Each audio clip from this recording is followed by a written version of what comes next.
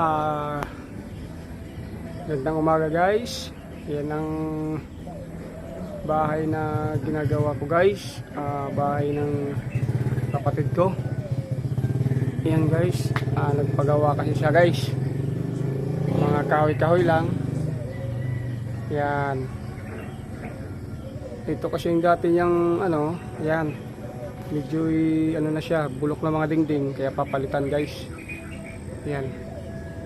Kaya yan.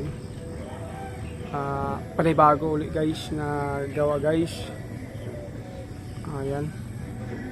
At ito yung mga bakod guys. Ayan o.